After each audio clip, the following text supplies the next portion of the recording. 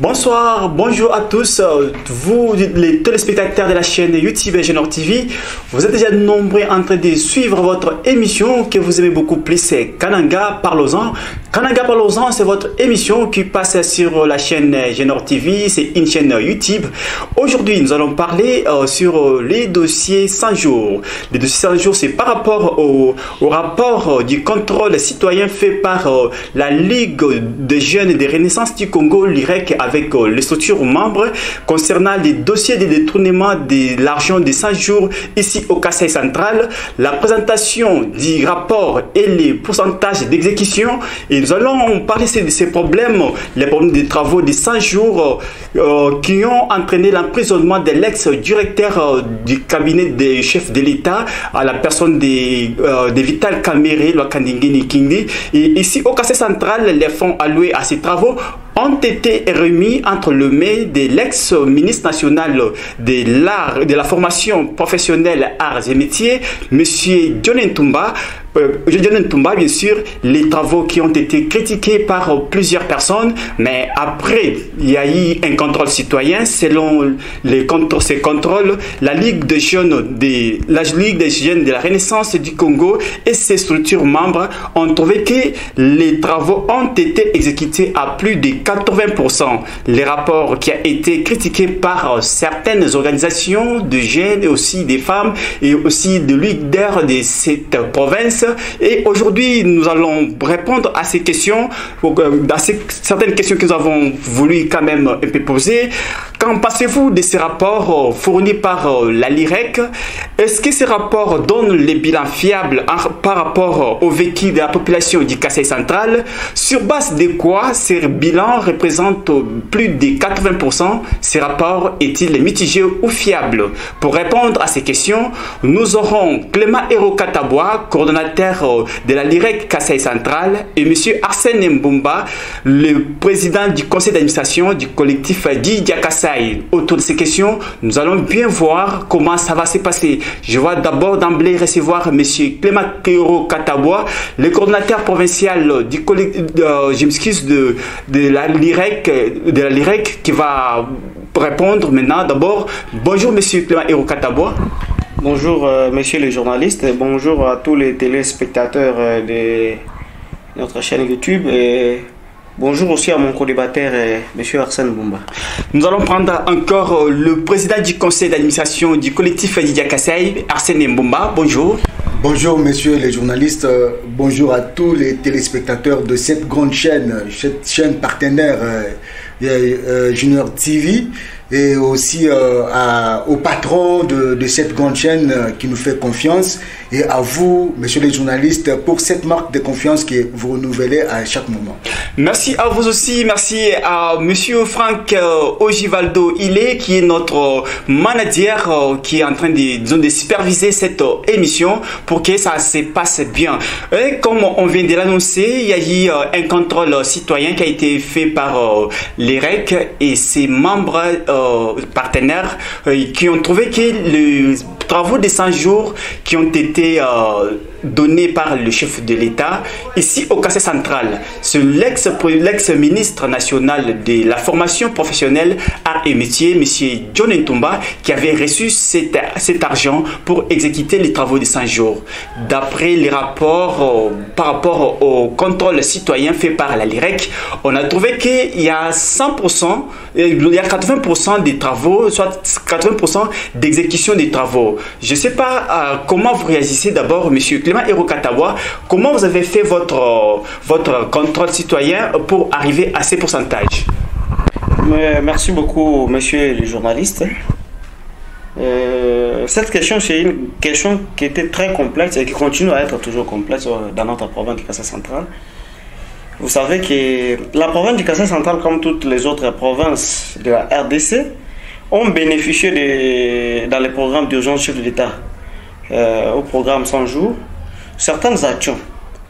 Et nous, en tant qu'organisation des jeunes, une plateforme des organisations des jeunes, œuvrant pour la gouvernance démocratique, les droits de l'homme, on travaille aussi dans la thématique des contrôles citoyens. On a profité de notre séjour dans la capitale du 2 au 4 pour participer au sommet national des jeunes leaders où on était parti représenter la province, contacter certaines personnes qui étaient impliquées dans ces dossiers et certains services publics concernés dans ces dossiers pour avoir la lumière sur ces. C'est comme ça que nous avons eu à contacter la présidente de la République. On a contacté M. Marcelin Bilomba, qui était le conseiller chef de l'État en matière des infrastructures. Nous avons eu à contacter M. Camille, qui est le conseiller chef de l'État en matière des commerces extérieurs, qui faisait partie aussi dans l'équipe de la conception de ces projets de 100 jours dans la province pour toute la République. Et pour cela, nous avons eu certaines données qui nous ont permis aussi d'aller vers les institutions qui étaient en train de mettre en œuvre les programmes.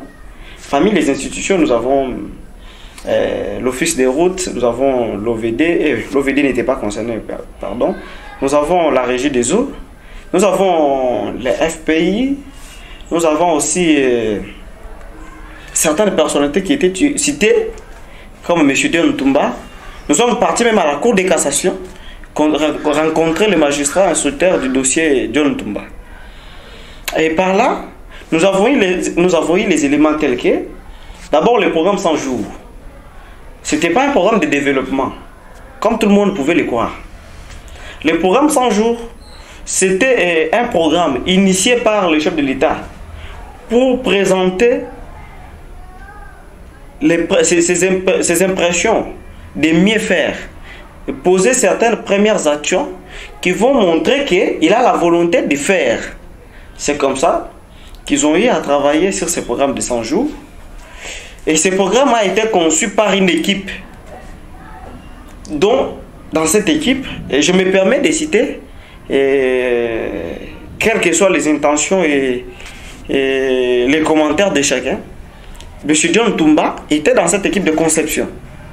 Dans cette équipe de conception, composée par la plupart des personnes venues de différentes provinces, et surtout les provinces du Grand Kivu, Sud Kivu, Nord Kivu, et aussi pour la province de Kassai central, ce n'était que ce monsieur-là, Dion Ntumba, selon les explications que nous avons reçues à la présidence.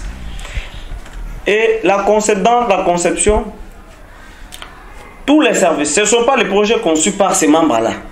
C'était les services, on dit OVD et Office des routes par exemple. Je vais parler spécifiquement pour la province du Kassai central. Oui. On dit Office des routes, venez avec les projets que vous voulez, vous avez déjà dans vos carnets pour voir comment est-ce qu'on peut l'insérer dans le programme 100 jours.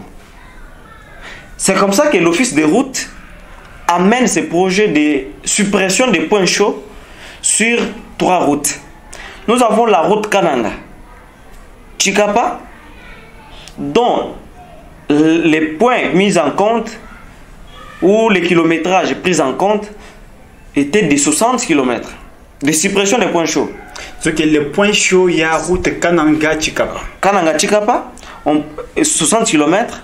Oui. Il y a la route Kananga-Bujimaï, on s'arrête sur lac Monkamba, 100 km. Et il y a aussi la route Kananga-Kalamambouj qui prend aussi 40 km. Oui. Et pour cela, l'entreprise qui devrait exécuter tous les travaux, c'était Office des routes. Compte tenu des manques de moyens matériels dans le chef de l'entreprise, Office des routes, qui est une entreprise publique, l'Office des routes a voulu passer au partenariat public-privé avec la société Cret7, une société chinoise. Et c'est cette société, comme elle avait les moyens matériels et aussi humains, il s'est permis d'avoir les marchés. Et c'est comme ça que vous avez vu la route Kananga-Bujimaï, 100 km, a été travaillée par la société Cret7, pas en entièreté comme prévu. La route Kananga-Kalamambouj, travaillée par la société Cret7. Je m'excuse, juste une lumière. Oui. La route devrait être goudronnée, la route devrait être travaillée aussi comme ça par rapport avec l'air tracteur. Je l'ai bien indiqué ici qu'il était prévu. Prenez le programme, c'est prévu suppression des points chauds. Oui. C'est suppression des points chauds. On n'a pas dit qu'il y a la réhabilitation de la route. On n'a pas dit qu'il y a l'asphaltage de ces routes. Mais on a dit suppression des points chauds. C'est-à-dire qu'il y a les nids de poules là-bas. on vient, on arrange, on avance encore, on arrange. C'est qu'on dit en Tchoulouba par exemple, on avance encore, peut-être que tu vas pas dire China, on met des sables, on arrange pour permettre les trafics routiers sur ces routes. La route Kananga-Tikapa, c'est l'entreprise elle-même, Office des routes, une entreprise publique, qui a travaillé. Ils ont travaillé à la hauteur de 80%. Les 20%, ils n'ont pas pu achever. Pourquoi? Ça, c'est ce que les directeurs nous ont dit. Je m'excuse, à 80%, vous pouvez illustrer. Oui. Il était prévu 60% d'exécution des travaux. Mais dans les 60% qu'ils devraient, dans les 60 km qu'ils devraient travailler, ils n'ont travaillé que 55 km. Qu'est-ce que j'ai dit? 45 km au lieu de 60 km. C'est ça ce qui a fait qu'il évalue ces travaux-là dans les 80%. Ce qui a bloqué la fin des autres travaux, c'est quoi? La dernière tranche de l'argent qui devrait être décaissé par les trésors publics, je parle bien des trésors publics, n'ont pas été décaissés. Pourquoi? Vous n'avez pas demandé? Non, ce sont des conflits qu'il y a eu, par exemple, le gouvernement Ilunga Kamba, il y a eu beaucoup de projets qui étaient initiés par l'État qui n'ont pas eu à être financés. Il y avait toujours des problèmes entre les ministères des Finances et aussi les entreprises, ni les personnes n'ignorent cette situation-là. On va aller plus loin. Les routes qui devraient être travaillées par l'entreprise Kretset, la route Kananga Mbujimai, au lieu de 100 km, ils n'ont fait que 40 km. La route Kalamambouche, ils n'ont fait que 20 km. Et le reste des travaux n'ont pas été faits parce que il y a eu premièrement les conflits entre le gouvernement provincial et aussi la soubassement de ces conflits-là, ce qui a fait que les travaux soient totalement arrêtés. Les travaux qui devaient profiter les fils de la province Kassai centrale par rapport à leur conflit, on arrête. Il n'y a pas un soubassement. Moi je dis que la réponse à cette question, c'était les proches du gouverneur partant, Martin Kabouya, qui devrait nous dire. Mais selon les éléments à ma possession, oui.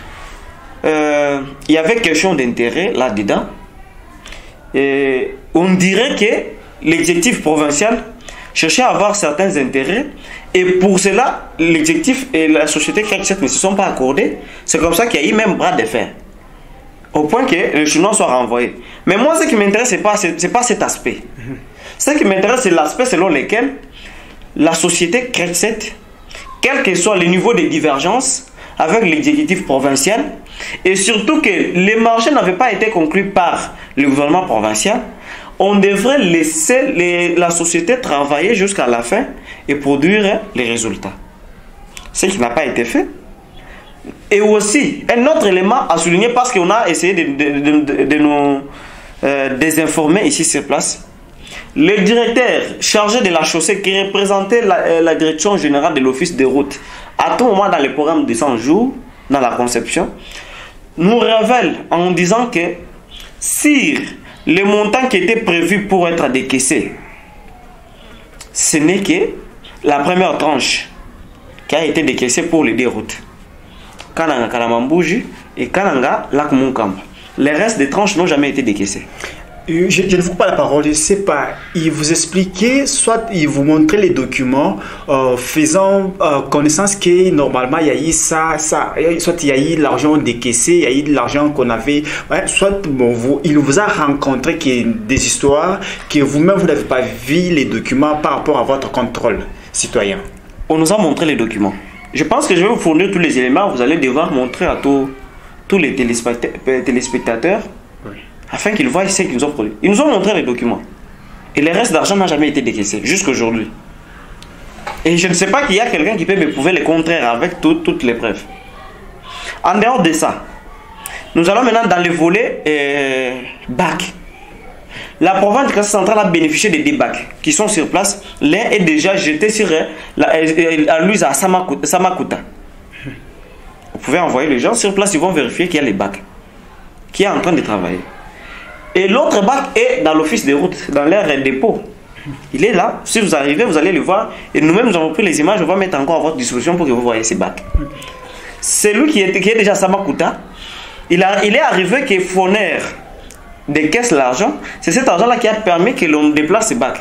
Mais l'autre bac, celui de Samakuta, c'est celui qui était destiné à la rivière Lulua du côté Basek. Maintenant, celui qui était destiné à la rivière Lulua du côté Sanganyembwe reste jusqu'à aujourd'hui parce que on n'a pas encore envoyé les fonds pouvant permettre à faire déplacer les bacs, les souder et aussi payer les personnels qui devraient placer ces bacs sur la rivière Loulou. Et aussi avoir certains autres matériels qui pouvaient aider au ressemblage de ces bacs. Donc, tous les bacs sont là.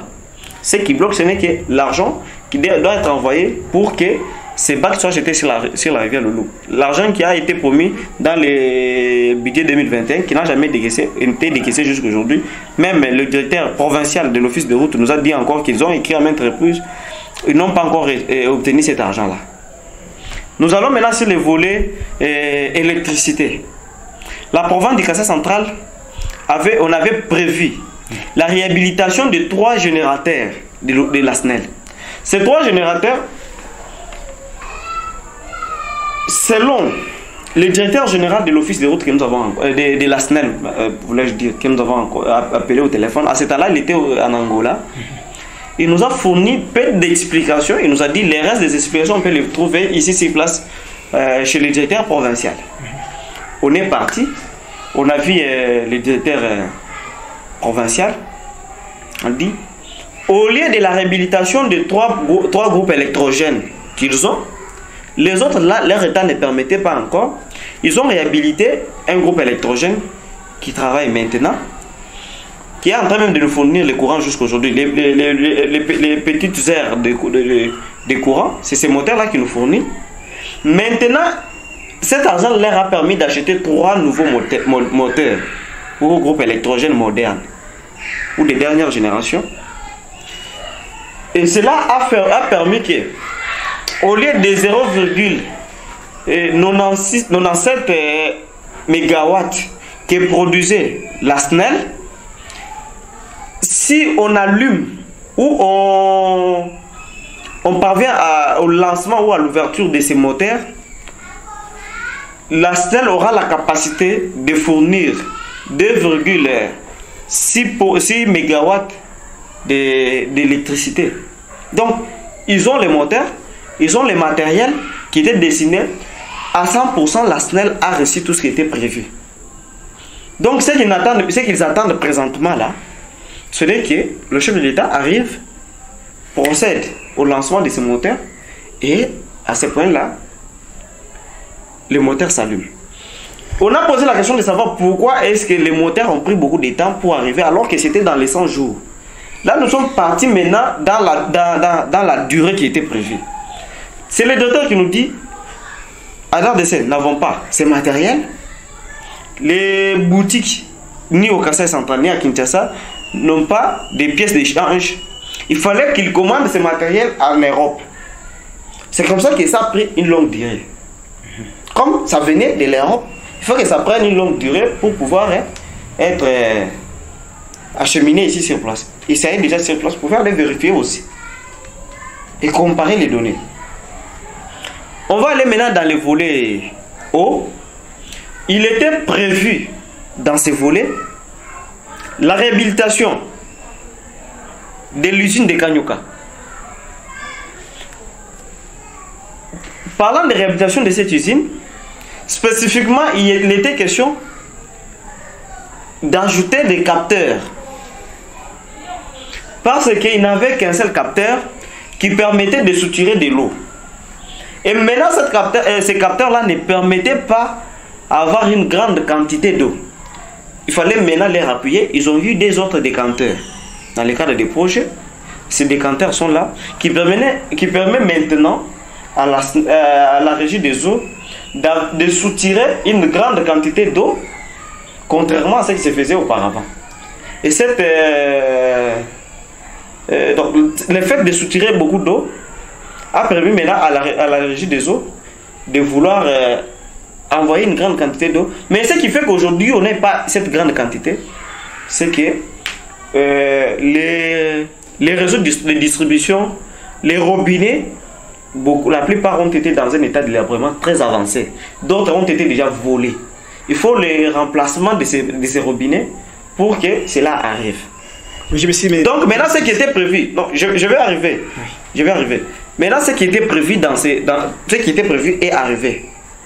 Ce qui était prévu est arrivé. Par contre, l'État congolais restait même avec la troisième tranche de cet argent qui devrait être destiné à la régie des eaux, qui n'a jamais été décaissé aujourd'hui. Le directeur général nous dit quoi? Ils ont fait des tours au ministère des Finances jusqu'à aujourd'hui. Ils n'ont jamais reçu cet argent-là. Ça, c'est un élément très important à signaler. En dehors de cet élément, la régie des eaux DEMA a bénéficié aussi de la réhabilitation de son usine. Disons que la régie des eaux DEMA était aussi au programme. Au programme, oui. Ok. La réhabilitation de son usine, là, il était question de remplacer les décanteurs. Ils ont ajouté un nouveau décanteur, les moteurs et d'autres matériels. On va encore vous passer la vidéo, vous allez voir. Tout ce qui a été prévu, c'est fait. Et en Demba, on a construit les bornes fontaines et tout. L'eau coule là-bas 24 sur 24. Si vous avez les gens de Demba, vous pouvez les appeler, ils vont vous dire ça. Donc, en termes du volet eau, la régie des eaux a tout bénéficié, mais l'argent n'a pas été décaissé en totalité parce que c'est la société qui a mené la société chinoise SEMIC qui a mené tous ces matériels et l'a fait. Et la troisième tranche n'est pas décaissée, c'est l'État congolais qui bloque. Et la régie des eaux est en train de payer cet argent-là avec ses propres moyens. Et je trouve que j'ai pris beaucoup d'état, mais je voudrais enfin chuter avec le volet habitat et le volet éducation. Sur le volet éducation, il était prévu la réhabilitation des 2 écoles. Réhabilitation des 2 écoles. On n'a pas parlé de construction. Avec le montant de 260 000 $ américains qui était donné, à BSECO. BSECO, à son niveau, a fait quoi? Il a cherché les entreprises qui devraient exécuter ces travaux. On a pris l'entreprise Trim SARL, je ne suis pas anglophone, vous m'excuserez, chers téléspectateurs, chers co-débatteurs, chers présentateurs. C'est cette entreprise qui a construit toutes les écoles pour l'espace Kassai. Ce n'est pas le Kassai central, c'est le Kassai central et le Kassai oriental. Et on a, au lieu de la réhabilitation de l'épée Lama Bantu, comme ce sont les 2 écoles qui sont dans la même enceinte, se trouvant à Katoka 2, oui. Ils ont dit les bâtiments ils sont là, l'État peut avoir les moyens de les réhabiliter, mais on peut leur construire de nouveaux bâtiments. On a construit de nouveaux bâtiments, dont chacun avait 3 salles. Où chacun a 3 salles et aussi chacun a des toilettes et bureaux. Et maintenant on a réhabilité l'Institut Mouloudik. J'ai posé la question de savoir pourquoi est-ce que ces écoles sont construites et réhabilitées dans les fiefs électoraux, donc dans les quartiers de M. John Tumba. C'est par là qu'on me donnera la réponse selon laquelle les volets écoles, la province de Kassai central et la province de Kassai oriental n'étaient pas répertoriés. Donc c'est devenu comme système à cafouillage. Oyo, bino bozui et tu es pas biso to zandeni. Oyo pe alobi, nga pe fona zo pe para biso. Ba ko côté ba chef l'état bazu école mi balé. École moko na village natal la chef de l'état na Mupomba. L'autre na village mususu a député ou azala qui représenter province de Kassai oriental na projet. Sur le la Kassai central, oyo nenga azala ki pe John Tumba a jupe atindi na quartier na yeba pesa biso komba école mi balé. Donc nous avons l'épée là ma. Donc c'est comme ça que le choix des écoles est venu. Et quant à la question des volets habitat, nous n'avons pas eu entrer en contact avec M. Diamali et tous ses services. C'est ça qui nous a préjudicié. Mais quand on s'est ressourcé auprès de l'équipe de conception à la présidence, on nous a dit quoi? Les maisons préfabriquées, soit à l'Obito, on nous a présenté les belles. Les lettres des transferts des maisons, je vais vous les transmettre aussi, oui. Vous allez les voir. Et ce qui bloque là-bas, c'est le transport de ces maisons préfabriquées jusqu'à Kananga. Les frais connexes et aussi les frais de transit. C'est ce qui reste. Si on paie seulement cet argent-là, les maisons préfabriquées vont être là. En bref, c'est ça ce qui a été prévu dans le programme de 100 jours du chef de l'État au Kasaï central. Je pense qu'au fur et à mesure qu'on évolue, il y a d'autres éléments qui vont venir, on va les ajouter. Merci beaucoup, monsieur Clément Héro Katabois, coordonnateur provincial de la LIREC. Vous avez donné les rapports à 80%, comme vous l'avez dit. Monsieur Arsène Mbumba, président du conseil d'administration du collectif Didia Kasaï. Vous avez bien suivi M. Clément Héro Katabois. Il a expliqué comment les travaux ont été exécutés à 80%, selon vous, et selon le vécu de la province, zone des habitants de la province du Kasaï central. Comment vous trouvez ces bilans qui viennent d'être donnés? Merci beaucoup, messieurs les journalistes. Je suis très content de partager ces plateaux ensemble ce soir avec un co-débatteur qui est tellement à la hauteur. Je les salue en passant. J'ai suivi avec intérêt son intervention ou son exposé. Il a eu à prendre beaucoup plus de temps. Je tiens d'abord à le remercier puisqu'il a eu à mettre quand même son énergie à élaborer ces rapports qui, selon lui, a trouvé un moyen d'élaguer certaines confusions dans la tête de certains centres kasaïens. Pour entrer dans les vifs de notre débat, moi je me pose des questions. D'ailleurs, j'étais en train de me demander pourquoi est-ce que Mbumba peut rentrer encore sur le plateau de Junior TV pour parler d'un sujet obsolète, d'un sujet qui n'est plus d'actualité, d'un sujet qui a eu à donner des précisions dans les têtes des Congolais, d'un sujet qui ne fait plus débat. Pourquoi je veux rentrer là-bas?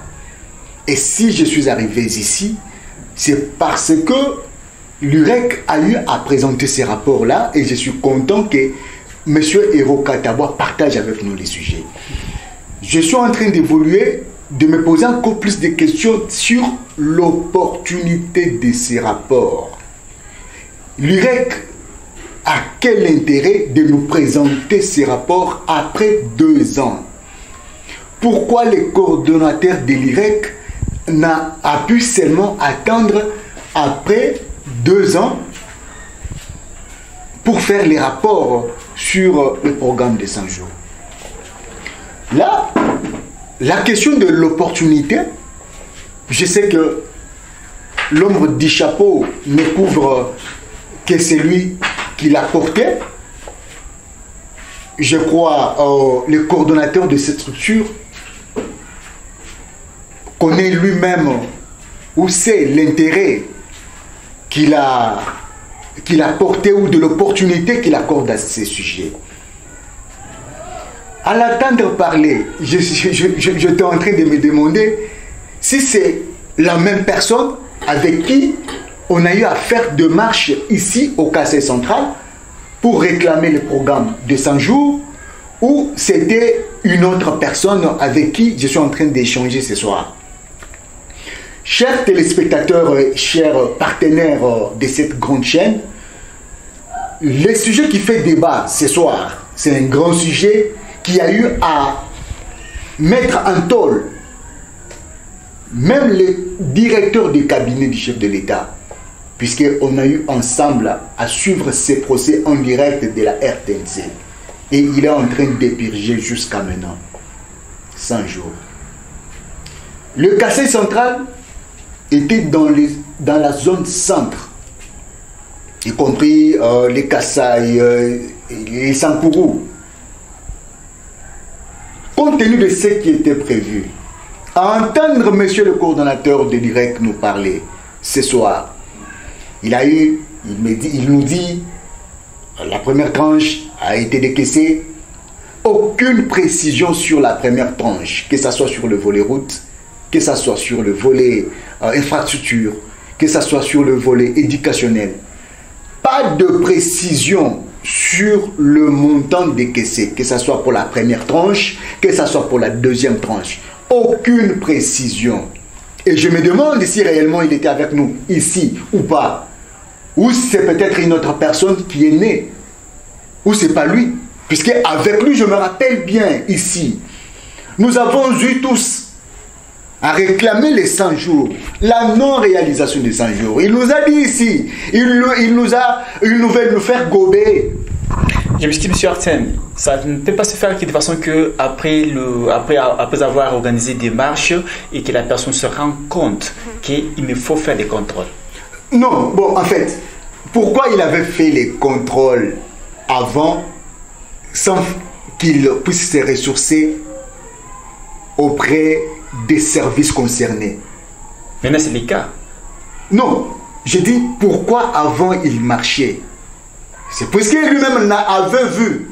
Vous savez pourquoi l'IGF est en train de traquer tous ces mondes-là? Pourquoi la justice est en train de traquer tous ces mondes-là? C'est puisque le montant décaissé ne correspond pas aux réalisations qui sont sur terrain.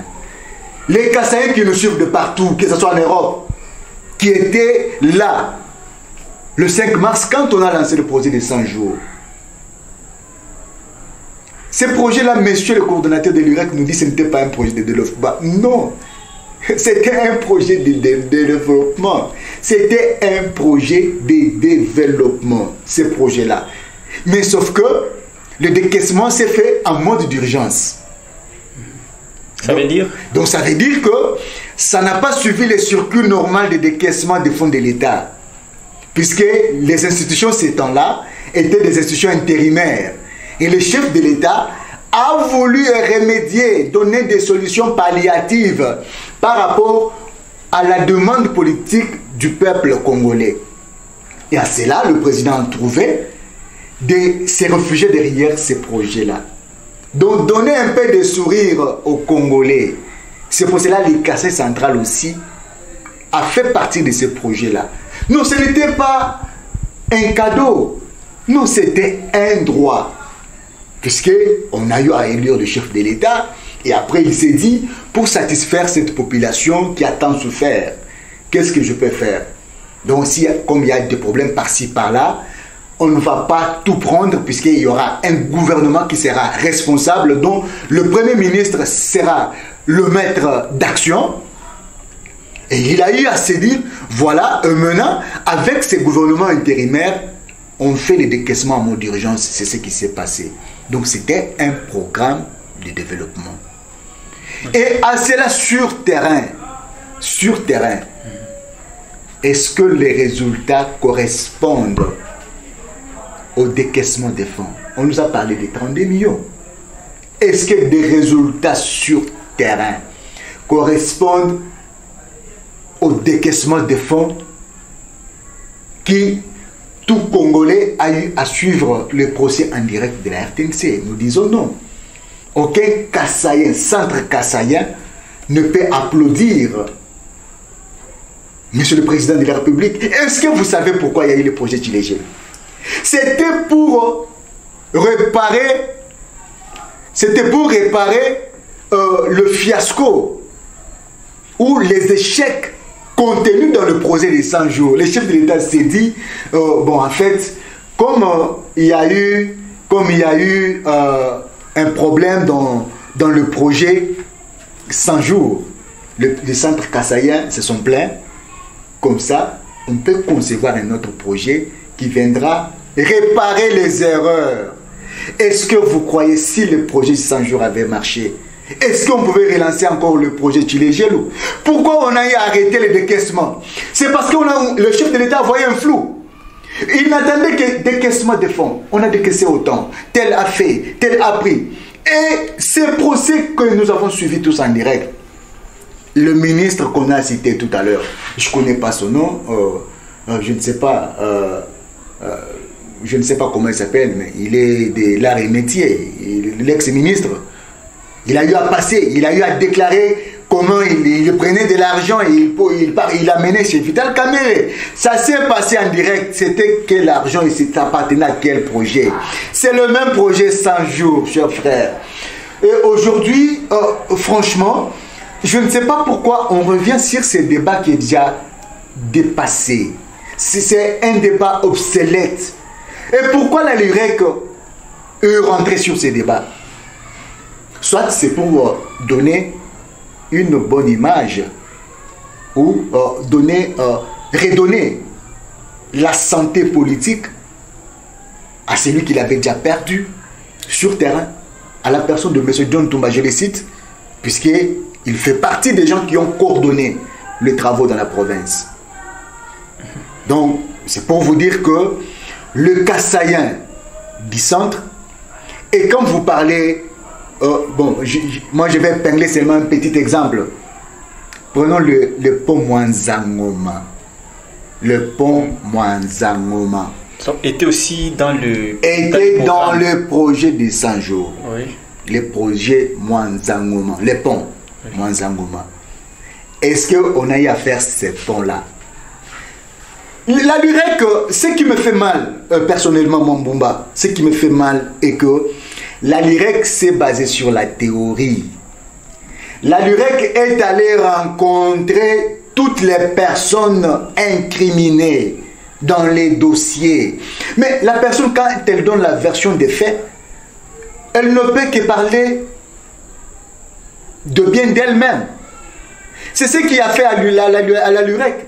Ils se sont contentés des documents, des écrits, et non de la constatation sur terrain. Est-ce que la LUREC, le président, le coordonnateur qui est en face de moi, peut me dire si réellement le pont Mwanzangoma, je ne cherche pas d'autres, je dis seulement si le pont Mwanzangoma a été 100 jours. Et aujourd'hui, c'est maintenant le gouvernement provincial, avec le peu d'argent de la rétrocession, que le gouvernement provincial est en train de se battre de gauche à droite pour la réhabilitation de ces ponts-là. Vous voyez le fiasco que nous a amené le pont des 100 jours, les projets des 100 jours. Donc c'est pour vous dire aux amis, quand vous avez une grande responsabilité, quand vous êtes le relais, quand vous êtes le pont entre la population et le gouvernement, la population attend de vous des résultats du terrain. Je ne sais pas si le cordeau de la LUREC a eu à faire le terrain, a eu à faire la route Kalambambouji ces temps-là. Papa, vous savez ces projets ici, si le directeur de cabinet est en train de souffrir actuellement, si le directeur de cabinet est en train de purger sa peine, non parce qu'il n'a pas voulu coopérer avec la justice, nous connaissons comment le professeur Kalouba, nous avons suivi tous le processus de ces dossiers. Donc c'est pour vous dire que moi je retiens une chose, soit M. Hérault n'était pas avec nous au Kassai central lors du déroulement du projet de 100 jours, soit il était avec nous mais son esprit n'était pas ici, soit aujourd'hui il a trouvé l'intérêt, je vous ai parlé de l'intérêt et de l'opportunité de revenir sur le projet après 2 ans déjà passés. Et d'ailleurs les centres Kassaïens ne voulaient même pas plus en parler puisqu'il y a eu un projet qui est arrivé pour régler tant soit peu ou réparer des petites erreurs. D'ailleurs, ce ne sont pas des petites erreurs, mais des grandes erreurs contenues dans le projet des 100 jours. Et c'est pour cela qu'on a lancé le projet Tchilé. Si le projet 100 jours avait donné de bons résultats, aujourd'hui, on ne parlerait pas de Djamal qui est en prison, aujourd'hui, on ne parlerait pas des directeurs de cabinet. Nous invitons nos partenaires Donc les coordonnateurs qui... Bon, je m'excuse avant d'arriver là-bas. Juste, voulais dire que le pourcentage, soit les rapports donnés, ne répondent pas au vécu de la population centre-kassaïen. Il n'y a pas photo. J'ai dit il n'y a pas photo. Même si on retournait des photos ces temps-là ou des images du déroulement des travaux. Et plus pire encore, on avance les résultats à 80%. Si nous étions à 80%, il a eu à relever ici que les Chinois ont été chassés par M. Kabouya parce qu'il percevait déjà les frais pour le péage. Et pourquoi les Chinois sont rentrés? Pourquoi les Chinois, quand ils sont rentrés, ils ont commencé à travailler, le même Chinois, mais nous étions déjà à 80%. Et les 80%, la LUREC les a eu seulement dans les documents, les a eu seulement dans des déclarations faites par les concernés ou les gens incriminés dans les dossiers, où ils ont fait les terrains, ils ont comparé les physiques, donc les taux de réalisation du terrain, par rapport au montant des caissiers. Qu'ils nous disent réellement, puisque nous connaissons que c'était 32 millions. La LUREC pouvait nous dire, non, ce n'était pas 32 millions, c'était par exemple 20 millions de dollars qui a été décaissé. Par exemple, c'était 15 millions. Mais quand le montant n'est pas connu, mes frères, mais ça c'est un débat stérile, moi. Pour moi, je trouve que ce n'est pas un débat que nous devons encore rentrer. Nous avons un projet sur terrain. Bon, je ne sais pas si on veut par moment nous ramener dans une distraction qui ne dit pas un mot. Puisque nous avons un projet sur terrain qui est venu réparer les erreurs du projet 100 jours. Projet Chile Gelou, que vous et nous sommes obligés de faire les contrôles a posteriori et a priori. Nous sommes obligés de faire ces contrôles. Et aujourd'hui, on nous ramène à un vieux débat. Comme je l'ai dit à l'entrée des jeux, le chapeau ne couvre, dont l'ombre du chapeau ne couvre que celui qui l'a porté. Je crois que c'est M. Le Courdeau de l'UREC qui connaît de l'opportunité et de l'intérêt qu'il accorde à son soi-disant. J'ai dit soi-disant pourquoi? Parce que lui-même a eu à marcher pour 100 jours ici. La même personne aujourd'hui nous revient pour nous dire non, oh voilà, si peut-être j'avais marché parce que je n'avais pas d'éléments, non, voilà, maintenant, ce que je vous amène maintenant est vrai. Pourquoi seulement ils ont eu à le faire puisqu'il a fait 4 fois Kinshasa, à ce que moi je sache? Pourquoi il a préféré de sa dernière course pour parler de programme de 100 jours? Pourquoi il n'a pas pu le faire avant? Pourquoi? Bon, monsieur Arsène, je ne vous pas la parole. C'est parce que peut-être que l'UREC était en train de faire dans des démarches, en train de faire le contrôle, qu'aujourd'hui les rapports est maintenant mis au public pour que tout le monde puisse voir et puisse connaître que le montant a été décaissé à tel pourcentage. Regardez, les travaux ont été exécutés à tel pourcentage. Peut-être on était dans une phase de titre. C'est ce que je dis. Pourquoi nous rentrons sur les projets, sur un débat déjà devenu obsolète, déjà jeté au frigo? Pourquoi nous y reviendrons? Pourquoi? Pour quel intérêt? Puisque même les centres kassaïens avaient déjà oublié ces débats. Nous avons déjà un projet Chile Gelou qui est sur terrain. Monsieur Arsène, je m'excuse. Selon vous, il y a autre intérêt que l'UREC a fait les contrôles citoyens pour nous présenter ces rapports, or qu'un contrôle citoyen? Oui. Moi, je trouve que les coordonnateurs de la LUREC qui a fait... Ce n'est pas les coordonnateurs, c'est la LUREC et les structures membres. C'est ce que je dis. Oui. Je parle du coordonnateur qui représente la structure qui est sur place avec nous, sur ces plateaux. Je dis, si les coordonnateurs et sa structure ont eu à faire ces contrôles et amener au centre kassaïen, nous ramener plutôt dans un débat déjà dépassé, nous trouvons que la LUREC a plus d'intérêt dans ces dossiers-là, qui n'est autre que donner une bonne image de celui ou ceux qui étaient incriminés dans ce dossier. Le centre kassaïen qui nous suit actuellement, qu'il soit en Europe, qu'il soit partout de la diaspora, savent que si, je dis si, selon nos informations, si Kabouya a eu à avoir des sérieux problèmes avec son partenaire, avec qui, j'insiste, son partenaire avec qui ils avaient signé le pacte de la gérance, de la non-gérance de la province par procuration. Puisque John Ntumba fut un meilleur allié de Kabouya. Mais pourquoi ils se sont séparés? Demandez-vous. Pourquoi ils se sont séparés à la fin? Question d'intérêt. Programme de 100 jours. Kabouya n'a pas pu. Je vous dis, Kabouya n'a pas remercié le chef de l'État.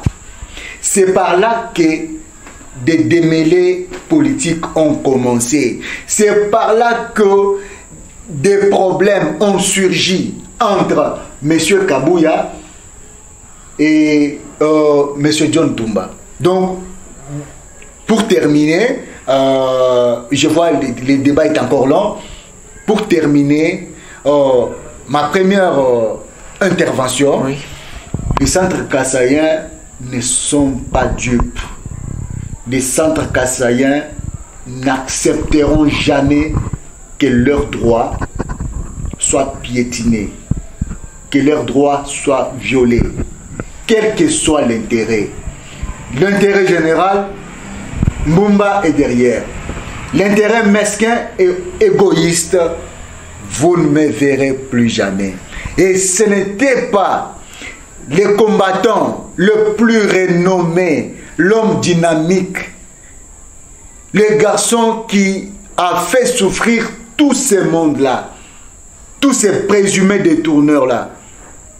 Héros Katabwa, qui est le coordonnateur de la LUREC, qui pouvait aujourd'hui nous amener ces rapports. Okay. Bon, franchement, je suis très déçu. Je suis très déçu à entendre le tableau qu'il tente de nous faire avaler. Et pourtant, nous savons que c'est un tableau très obscur, qui n'est même pas beau à présenter. Vous aurez encore la parole, monsieur Arsène Mbumba. Vous nous avez expliqué comment le projet a été exécuté. Vous nous avez beaucoup parlé.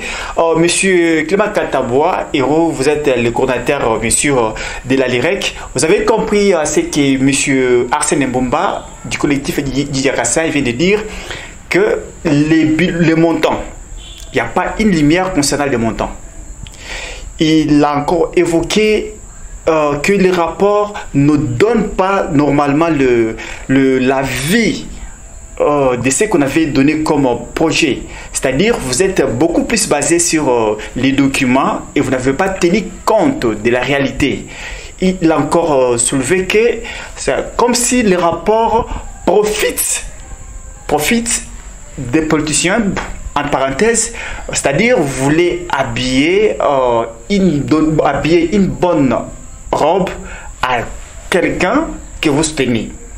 Je ne sais pas, parce que dans ces parler, il montre que le rapport ne donne pas lieu à ce que vous dites, parce que la population n'en trouve pas intérêt. Mon frère Florent. Oui, monsieur Clément. J'étais trop attentif en écoutant parler Arsène. Arsène, bonjour. Arsène, bonjour. Monsieur Héros. Arsène qui vous parle ici. Je suis trop perplexe de lui entendre parler. Non, le vrai problème. Un instant, oui, non, je suis en train de partir. Arsène. Mon cher, toi tu ça me fait rigoler, un instant. Je suis en train de partir, c'est... Le vrai problème... Non, un instant, s'il vous plaît, laissez-moi, je suis en train de partir, c'est ma méthode, s'il vous plaît, laissez-moi partir. Arsène fait partie de ces gens-là qui étaient en train de critiquer aussi sur la ville ici. Bon, je sais qu'il parlait que les projets n'ont pas eu à être... Vous accusez ou vous répondez à la question? Je suis en train de répondre à des questions. Oui. Je suis en train de répondre à des questions. Donc, tel qu'il est là, Il doit le savoir. Ah bon? Ce sont les gens qui ont soutenu John Ntumba. Jusque-là, je me demande comment est-ce qu'il charge encore des positions.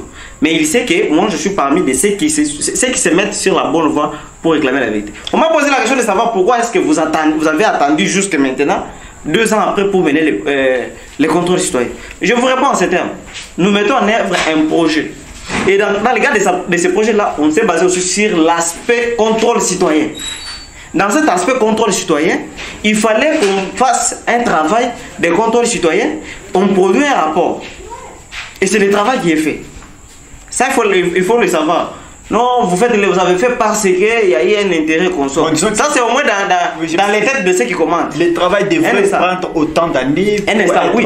Il y a un autre aspect dont je vais revenir parler. Non, je vais d'abord partir dans cet aspect. Et dans l'autre aspect, c'est avec cet aspect-là que je vais chuter. Dans les premiers aspects ici, moi je pensais que quand Ansel va venir, il va venir avec les données autres que celles-ci, confrontées à celles que j'ai. Mais moi je l'ai entendu toujours raconter l'histoire. Je ne sais pas s'il va aller faire l'histoire à l'IPECAD. Donc il y a une faculté là-bas d'histoire, il peut aller faire. Mais moi je m'attendais à un débat. Lui il a des documents, moi j'ai des documents. Il parle de moins en moment. Il faut savoir que jusqu'à aujourd'hui, vous ne pouvez jamais me prouver le contraire. Aucun fonds n'a jamais été décaissé pour la construction de ces fonds dans les cas de 100 jours. C'était prévu, mais ça n'a jamais été décaissé. Allez-y vérifier. Allez-y vérifier. Venez me prouver le contraire. Aucun fonds n'a jamais été décaissé. S'il y a une autorité qui a, même ceux qui le suivent, qui a les éléments sur le décaissement des fonds, qui veulent me dire alors que je vais dire comment donner des fausses informations. Mais au moment où il n'y a personne qui veut me prouver avec des éléments, là, je vais croire dans quoi? On me dit non, je me suis contenté des paroles et des documents. Non, en dehors des documents et des paroles, je suis parti sur le terrain. Je suis parti à Demba. Vous le savez très bien que j'étais à Demba dernièrement. Si vous appelez à Demba, on va vous dire qu'on est été avec l'administrateur des territoires pour lui présenter les civilités. On a été avec le chef de centre de la régie des eaux. On est arrivé jusqu'à là-bas à la source. Là où on a construit. On a vu. On est parti visiter les bornes fontaines. On a vu. On est parti à la régie des eaux. Ça est quoi? Site de Kanyuka. On a vu. On a vu les décanteurs. On a même vu les vidéos que le professeur Kamoukouni, de heureuse mémoire, le fait professeur Kamoukouni, vice-gouverneur, a réceptionné les matériels de la régie des eaux. On a vu. Oui. Quel document vous me parlez? Alors que moi, je suis allé palper. Je suis allé voir les bacs. Je vis. Les bacs sont là. Ce qui était prévu. La route. On a parlé de suppression de points chauds. Vous savez, la conception de tout le monde, c'était quoi? Quand on parle de route, c'est-à-dire il y avait peut-être la réhabilitation de la route tout entière, peut-être il y avait l'asphaltage de la route, ce qui est faux. Ou soit c'est les termes français qui échappent à beaucoup de personnes. On parle de suppression des points chauds, suppression des boubiers. Oui, c'est ça. On doit comprendre les choses dans les termes clairs. On nous parle des montants des programmes sans jour. Papa, prenez, vous savez les programmes sans jour. Comptabilisez les montants, vous n'arriverez même pas dans des 20 millions. Prenez les programmes, comptabilisez les montants. Et venez maintenant au débat. Vous n'arriverez même pas dans les 20 millions.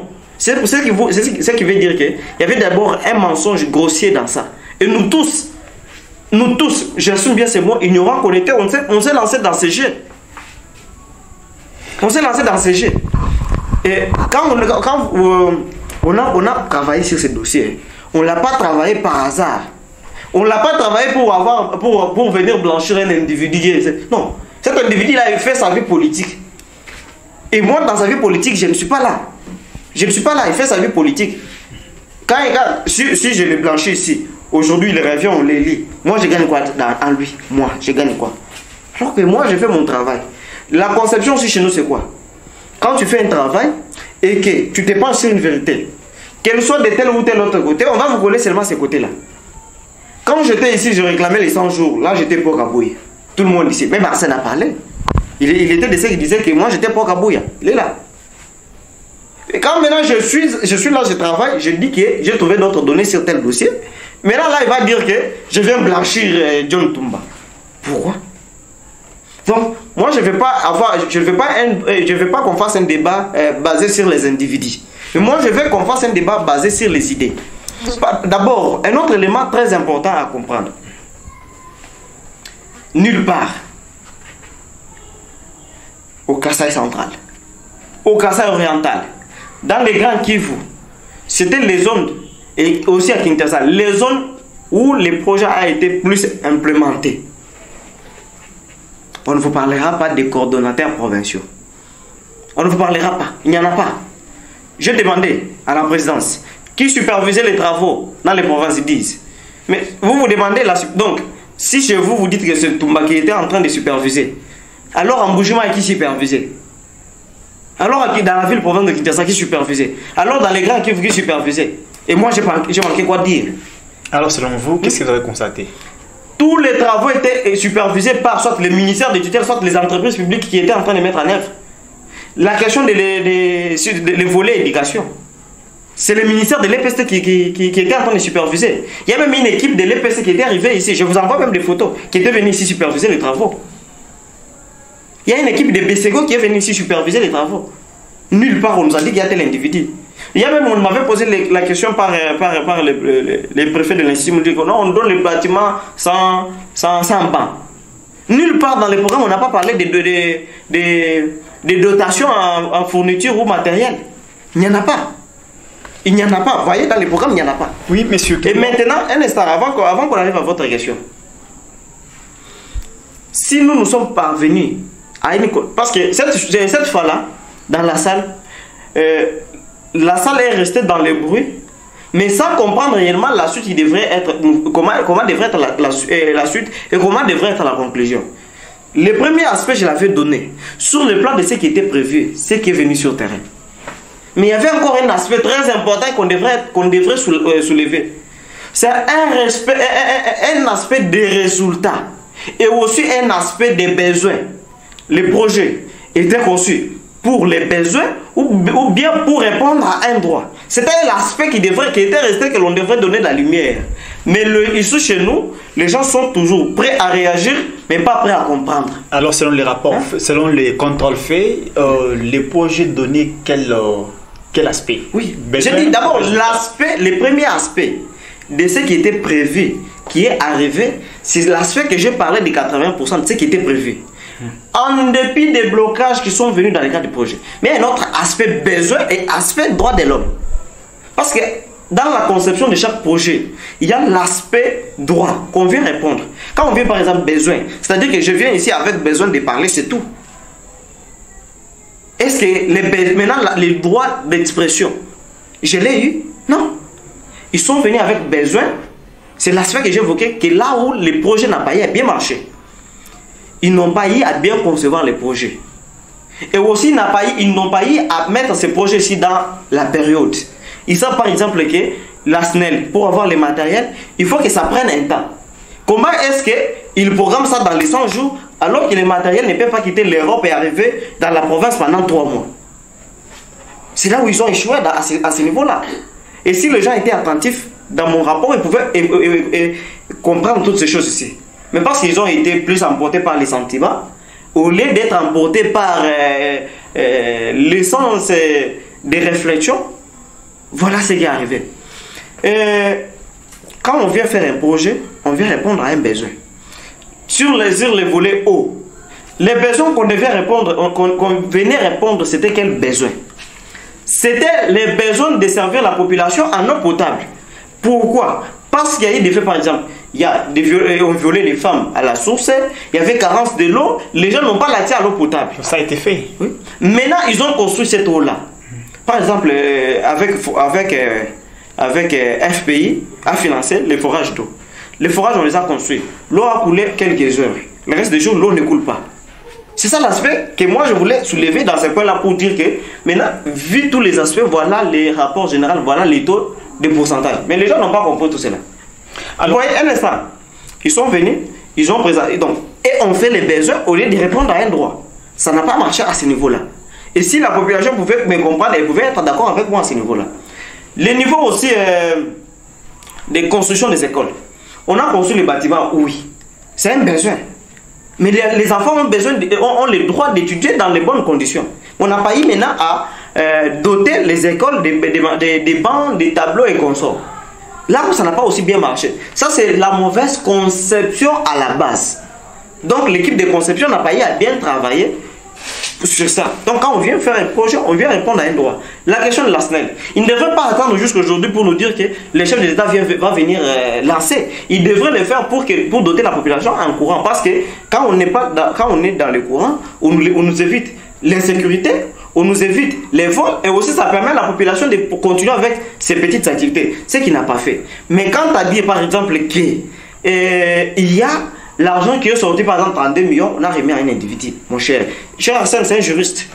Arsène, c'est un juriste. Des formations. Arsène ne veut pas dire qu'on peut prendre l'argent du trésor public et donner à un individu. Et si il veut m'évoquer les cas des 100 jours, donc Vital Kamerhe est en prison. Vous savez qu'il a utilisé un vol intelligent. Vital Kamerhe a utilisé un vol intelligent. Et ce vol intelligent-là est venu dans quel sens? Donc, c'était la coopération. Il leur donne, l'argent sort, il va coopérer avec ces gens-là, l'argent lui revient. Mais ici, donc, je ne suis pas venu pour blanchir les messieurs, mais je dois parler de ce qui est la vérité. Ici, l'individu n'avait pas la signature, l'individu ne contrôlait pas, son travail s'est arrêté seulement sur la conception. Et comment est-ce qu'on vient nous dire que non, il y a un individu qui est venu coordonner, il a reçu 32 millions. FPI d'abord, c'est une institution financière. C'est elle qui finance. Comment une institution financière pouvait venir et prendre l'argent et mettre entre les mains d'un individu? Ok, merci beaucoup, monsieur. On ne doit pas nous emballer dans des choses. On nous emballe dans des choses, on met des choses comme ça dans les têtes de la population centre-kassaïenne et les gens commencent à penser d'autres choses en dehors de la vérité. Oui, merci, monsieur Héro Climat Katabois. Une minute que vous allez répondre à cette question. Et bien sûr qu'il y a eu le rapport, qu'il y a eu l'exécution des travaux de 5 jours à 80%. Mais, pourquoi le projet Tchilégelou est revenu? Dans une minute. Oui, c'était une question que j'avais déjà oubliée. Mon cher ami, population centre-kassaïenne, population partout là. Ce qui se raconte ici chez nous là, ce n'est qu'ici chez nous qu'on entend ça. Ailleurs, on n'entend pas. Et ce sont des choses qui font que nous ne parvenons pas à aller de l'avant. C'est ça. Les projets Tchilégelou, c'est un projet comme tous les autres projets. C'est un projet. D'ailleurs, ce projet-là, c'est ce qu'il a trouvé, pour votre information. Et ce projet-là est parti de la province du Kassai central. Ce sont des choses que tout le monde n'a pas. Pour votre information. Vous savez l'initiateur de ce projet-là? C'est Alex Grande. Laissez-moi vous le dire. Urbaniser la ville. 36 km de routes des avenues routes urbaines qui devraient être asphaltées sur la ville. C'est son projet. Un projet qui a été repris par Martin Kabouya.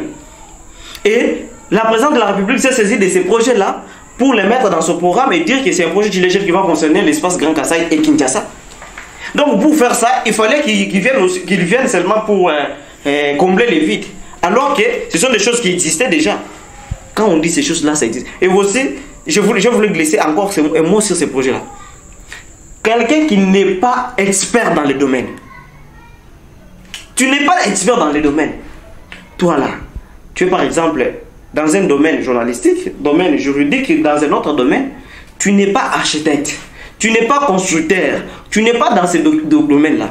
Mais toi, tu vas dire que non, on nous fait avec des blocs de ciment et ce n'est pas fort, et ce sont des mafias.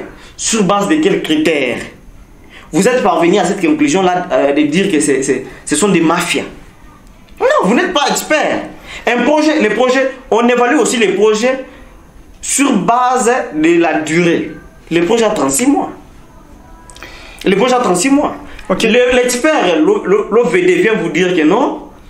Voilà. À Kinshasa, moi j'ai vu les caniveaux qu'on a fait avec des blocs. Ce ne sont pas des blocs de ciment comme ils pensent. Ce sont des blocs pleins. On les a fait à Kinshasa. Ici chez vous, vous n'avez pas de concasseurs. Ici chez vous, ça vous demande trop. Et vous allez dire, comparer avec Mboujima, la réalité les milliers, c'est différent. Ok, merci beaucoup, monsieur Climat Héro Katabois. Vous avez essayé d'éclairer encore certaines zones d'ombre. Je ne sais pas, monsieur Arsène Bomba, vous avez bien suivi monsieur Climat Katabois. Il vient de parler, il vient de répondre à ce que vous avez donné comme argument, soit comme suggestion et au souci. Je ne sais pas, il y a une intervention dans quelque chose de 3 minutes. Chers téléspectateurs, prions de nous excuser. Nous sommes en train de voir aussi l'aspect temps. Nous vous demandons chaque fois d'être avec nous, de nous soutenir pour qu'il y ait des pareilles émissions, des débats comme ça, puissent quand même nous prendre beaucoup de minutes. Vu le temps, vu notre capacité et énergie, ça ne nous permet pas. Comprenez quand même qu'on puisse arrêter dans quelques minutes. Monsieur Arsène, vous avez la parole. Merci beaucoup. Je veux l'ami nager dans tous les sens.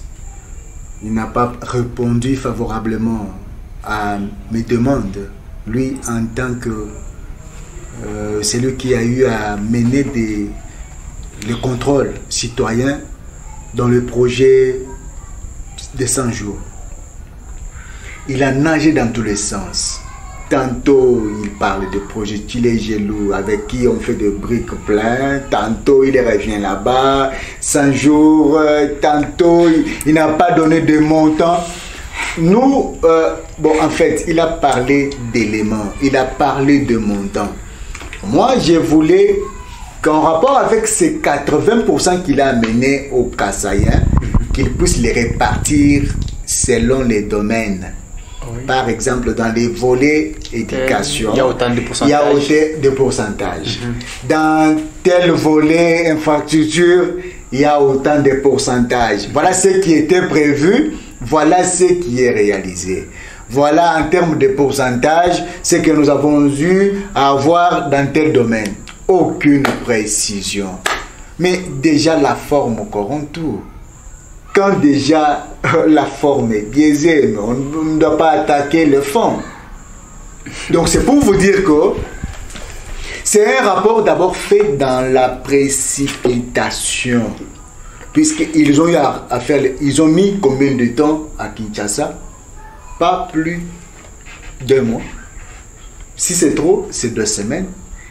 Et comment arriver à cette conclusion hâtive? À passer même à l'organisation d'une conférence débat. Mais mes frères, on veut nous amener où? Kassai central. Prends-toi en charge. Ne comptons pas sur les individus. Si aujourd'hui la LIREC a pris l'option d'être derrière les politiques, nous appelons les Kassaïens de constater la défection de la LIREC par rapport à la vision et par rapport à ce que le peuple kassaïen attend de cette structure mère. J'appelle structure mère pourquoi? Puisque la LIREC est notre partenaire. Des fois, on partage des bonnes idées sur le développement du Kassai central. Pour terminer cette émission aujourd'hui, je demanderai à nos partenaires de la LIREC de respecter cette pauvre population.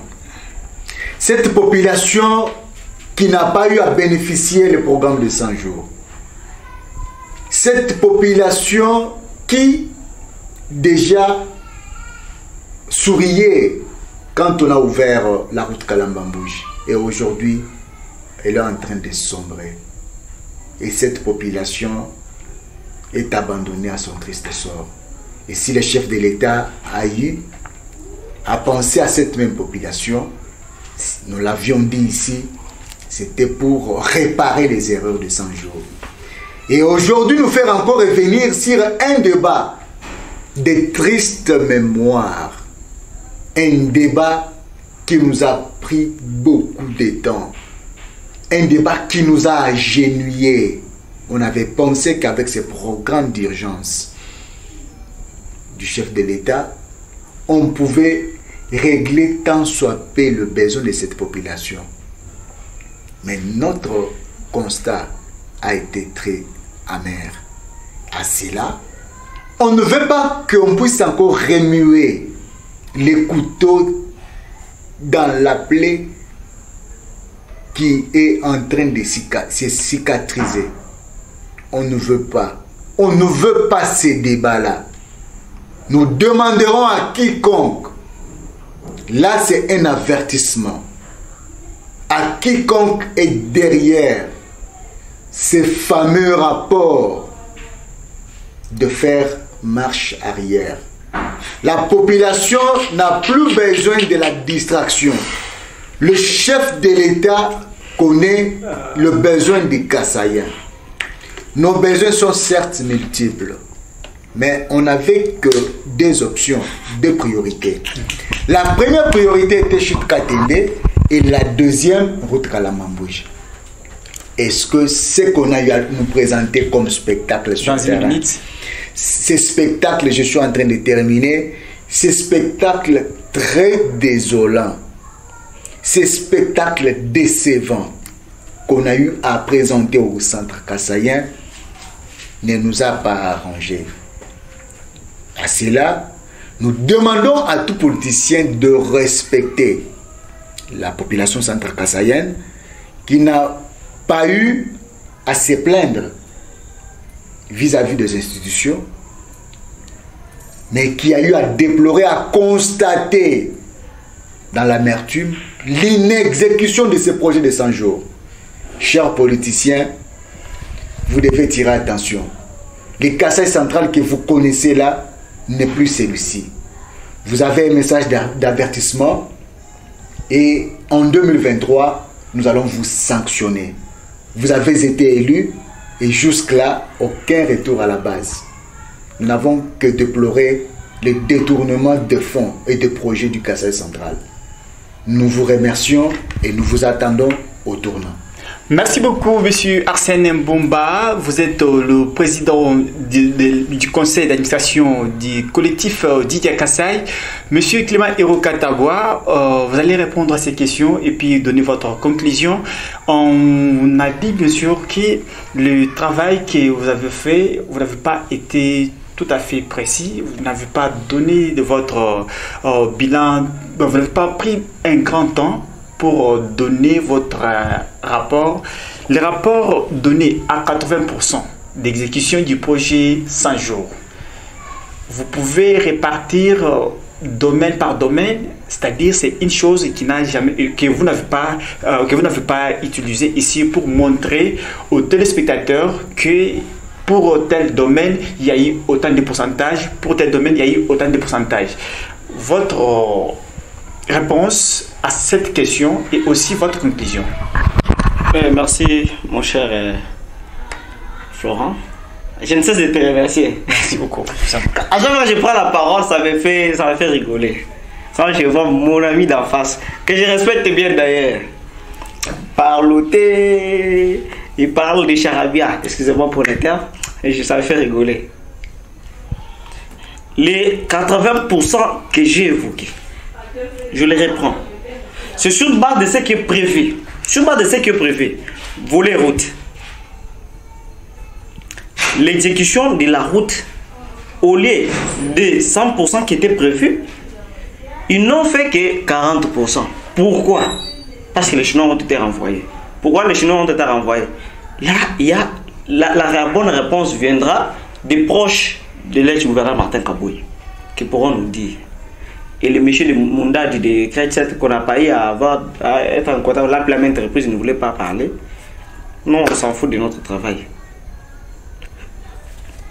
Le premier aspect, sachant très bien, il sait très bien que la SNEL a bénéficié de tout ce qui était prévu. Il sait ça. Il doit aller s'il ne sait pas, il doit aller avec son programme d'action à la SNEL vérifier. Le deuxième volet d'éducation, il sait là où il y a les écoles. Il a déjà été là-bas. Il doit aller voir là où il y a les écoles. Troisième, il peut aller à l'office des routes, voir les bacs. Et revenir encore ici, on débat avec lui. Troisièmement, et quatrièmement, il doit savoir que les forages sont là. Il les a vus. Alors, et la régie des eaux a bénéficié encore. Pour les ponts, non, il n'y a jamais eu l'argent décaissé pour ça. Je le répète. Oui. Il n'y a jamais eu décaissé pour ça. Maintenant, à travers tout ça, à travers tout ce que je lui ai dit là, il peut venir maintenant. On présente avec lui les bilans objectivement. Et maintenant, on va voir s'il va me donner raison ou pas. Parce que parler en l'air, sans éléments, venir seulement pour commenter et non pour démontrer, ça c'est pas un débat. Oui. Et en dehors de ça, je m'en moque quand il dit les politiciens qui sont derrière les REC. Non. Non. l'IREC, il doit savoir que nous travaillons dans la bonne gouvernance. La bonne gouvernance, c'est un domaine complexe. Ce domaine complexe veut toujours que l'on se lance aussi, même sur les champs politiques. Parce que la gouvernance en RDC, quand on voit la gouvernance, on voit la politique. Mais cela ne fait pas de nous politiques. Cela ne fait pas qu'un politique vienne derrière nous pour faire quoi que ce soit. Non. Comme c'est un champ qu'on exploite, on doit aller voir ce qui concerne notre population. Par contre, moi je devrais dire que les politiciens qui sont derrière lui doivent cesser d'intoxiquer la population. Alors, votre conclusion. S'il vous plaît, j'ai conclu. Ils doivent quitter les groupes de fake news. Ils doivent se mettre dans des fausses informations. Les groupes où ils sont là pour donner des fausses informations, intoxiquer la population. Intoxiquer la population, il y a des politiciens qui sont derrière et pour intoxiquer la population. Ils doivent cesser. Ils doivent donner des bonnes informations. Parce que au Kassai central aujourd'hui, si la province est divisée, ce sont des guerres politiques et des leaderships. Tous les politiques, tout le monde que vous voyez comme vos têtes là, nos députés et consorts, ce sont des personnes qui se combattent entre eux. Ce sont des guerres politiques et la province Kassai centrale n'avance pas. Et ces guerres politiques-là, elles sont en train d'être mises entre les têtes de certaines personnes sur la ville qui se réclament leaders, qui se réclament leaders des organisations. Et c'est ça ce qui intoxique la population. Mes chers amis, on ne peut pas nous laisser manipuler, on ne peut pas nous laisser déroger derrière les mensonges. Et nous, quand il y a la vérité, on vous dit la vérité. Quelle que soit l'intention de tout le monde, que tout le monde va porter.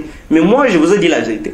Plus tard, vous allez vous rendre compte que je vous ai dit c'est la vérité. Mais je pense que tout le monde qui parlote, tout le monde qui parle des choses. Il y en a qui vont aussi même plus loin pour dire que non, on m'a corrompu, on m'a manipulé avec des $200. $200, c'est quoi?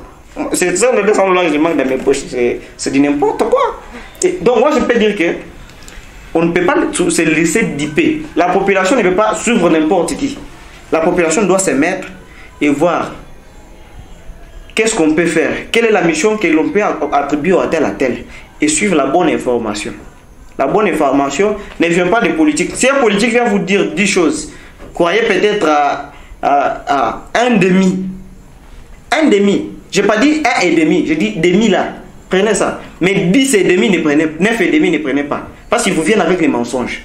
Et nous avons fait un travail objectivement. Ce travail, sur le plan réalisation, ce qui est prévu, c'est autant que je vous ai parlé de 80%. Mais sur base des besoins et des droits, ils ont échoué. Sur base de ces éléments-là, besoins.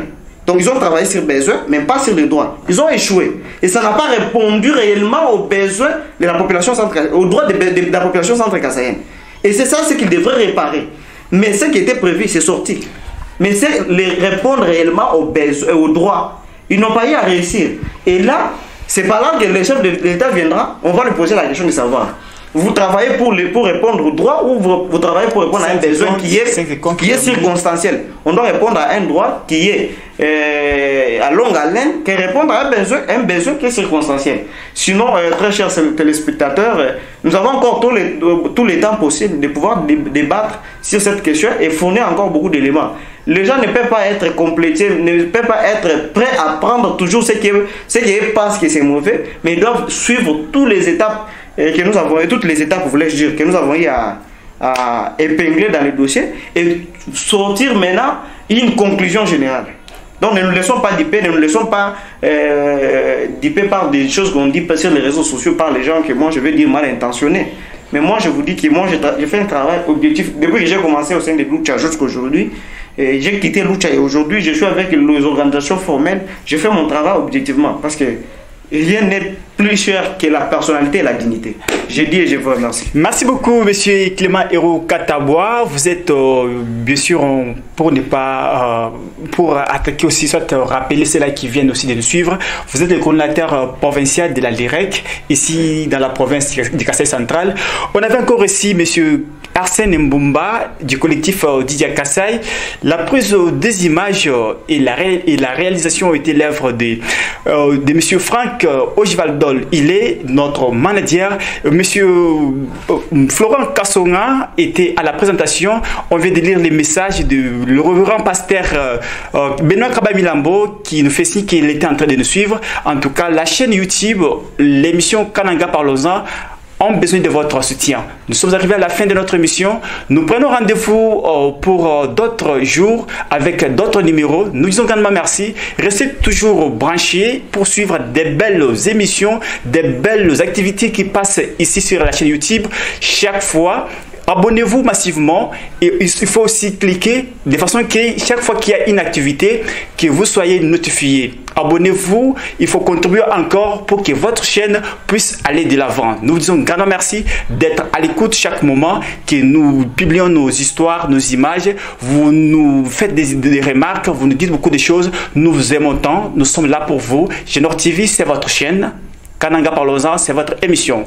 Merci et bye.